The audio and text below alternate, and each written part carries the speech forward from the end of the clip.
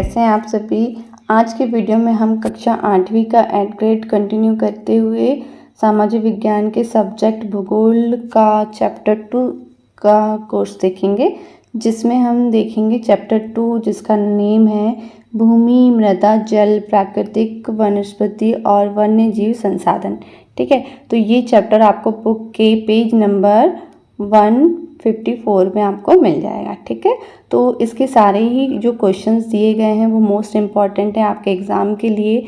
तो ये सारे क्वेश्चंस आपको तैयार करने हैं क्वार्टरली एग्ज़ाम और एनुअल एग्ज़ाम के लिए। ठीक है, तो चलिए स्टार्ट करते हैं बिना किसी देरी के। फर्स्ट क्वेश्चन है आपका, भूमि का उपयोग किन किन कार्यों के लिए किया जाता है, लिखिए। तो भूमि का उपयोग विभिन्न कार्यों के लिए किया जाता है, जैसे कृषि, वानिकी, खनन, सड़कों और उद्योगों की स्थापना। साधारणतः इसे भूमि उपयोग कहते हैं। ठीक है, नेक्स्ट क्वेश्चन है आपका, भूस्खलन को रोकने की प्रविधियां लिखिए। तो भूस्खलन प्रभावित क्षेत्र का मानचित्र बनाकर और प्रतिधारी दीवार का निर्माण, वनस्पति आवरण में वृद्धि करके। ठीक है, नेक्स्ट क्वेश्चन है आपका, मृदा संरक्षण के कोई 4 उपयोग लिखिए। तो मल्च बनाना, वेदी का फॉर्म बनाकर, समोच्च रेखी जुताई करके, रक्षक मेखलाएं बनाकर।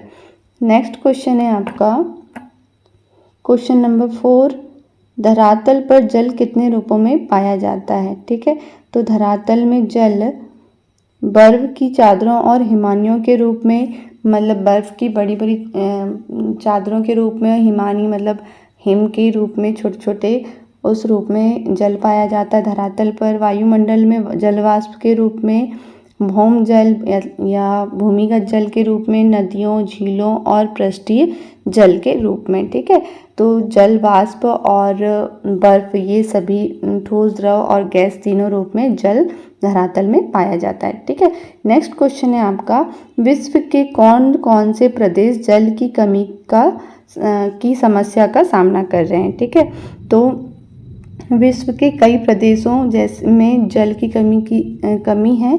अधिकांशतः अफ्रीकी, पश्चिमी एशिया, दक्षिणी एशिया, पश्चिमी संयुक्त राज्य अमेरिका के भाग है ना, उत्तरी पश्चिमी मैक्सिको, दक्षिण अमेरिका के भाग और संपूर्ण ऑस्ट्रेलिया अलवणीय जल की आपूर्ति की समस्या का सामना कर रहे हैं। ठीक है, नेक्स्ट क्वेश्चन है आपका 6, वनों से होने वाले लाभ। तो आप सभी जानते हैं वनों से होने वाले लाभ कौन कौन से हैं, जैसे कुछ हैं, इमारती लकड़ी की प्राप्ति होती है हमें वनों से, है ना। नेक्स्ट, प्राणियों को आश्रय मिलता है, ऑक्सीजन, फल मिलते हैं, रक्षक मेखला के रूप में कार्य करता है, भूमिगत जल के संरक्षण में सहायता होती है। ठीक है, तो ये सभी, और वर्षा में सहायक होते हैं वन, बहुत सारे वनों के उपयोग हैं।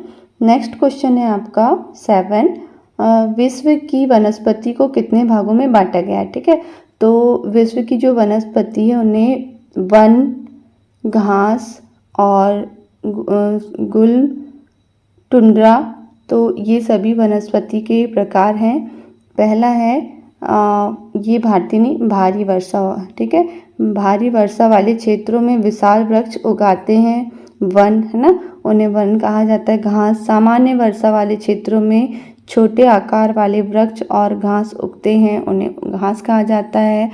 कम वर्षा वाले शुष्क प्रदेशों में कटीली झाड़ियाँ एवं गुल्म उगते हैं। ठीक है, नेक्स्ट है टुंड्रा, शीत ध्रुवीय प्रदेशों में टुंड्रा वनस्पति मांस और लाइकेन सम्मिलित हैं। ठीक है, नेक्स्ट है आपका,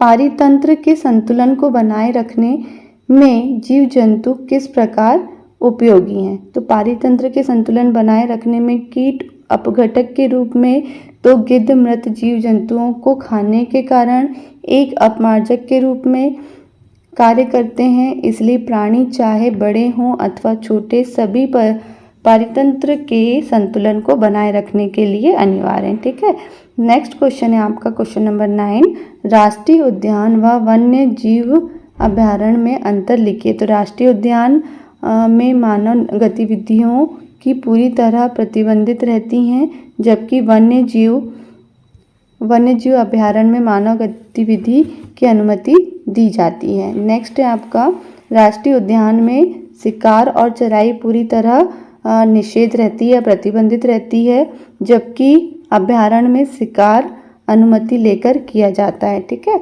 नेक्स्ट क्वेश्चन है CITES को पूर्ण रूप लिखिए। इसकी स्थापना क्यों की गई? CITES का पूर्ण रूप the convention on international trade in endangered species of wild fauna and flora है। स्थापना के पीछे इसका उद्देश्य वन्य जीव, प्राणी एवं पौधों के नमूनों के अंतर्राष्ट्रीय व्यापार से उनके जीवन को कोई खतरा नहीं है। ठीक है, तो ये सारे आपके एग्ज़ाम के दृष्टिकोण से बहुत ही महत्वपूर्ण प्रश्न हैं, इन्हें आप बहुत अच्छे से तैयार करिएगा। मिलते हैं नेक्स्ट वीडियो में। Thanks for watching.